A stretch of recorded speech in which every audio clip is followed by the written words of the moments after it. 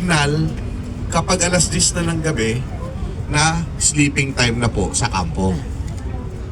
Oh, poignant ito sapagkat ito po inaalay sa ating bayani na nahihimbing po dito sa lugar na ito. Oh, so parang forever in his sleep but also forever in our memory. Okay, so yun lang. Hindi naman ako expert sa seremonya, pero yun yung pagkakaintindi ko dun sa nakita natin kanina. Okay? So, tulad na nabanggit natin, ang pangalan ng tour na ito ay Sa Puso ng Republika.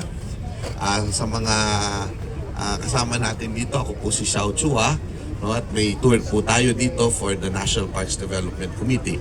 At ipinapaliwanag natin na ang Rizal Park Luneta ay hindi basta-basta parke, kundi ito ay puso ng Republika dahil sa ilang simbolo na narito. No? Ang una sa lahat ay ang pambansang watawat. No?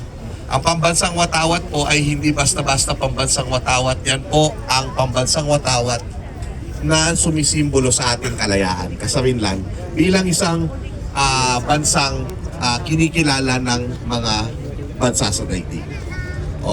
Dito nagsimula ang ating pagiging republika noong 1946, kung saan isinauli ng mga Amerikano ang kalayaang inagaw nila sa atin noong 1898. Sabi nga ni Emilio Aguinaldo. So, nandoon po sa kabilang dulo, nakikita ninyo ang Quirino Grandstand. Sa Quirino Grandstand nangyayari ang isa sa pinakamahalagang bahagi ng ating demokrasya.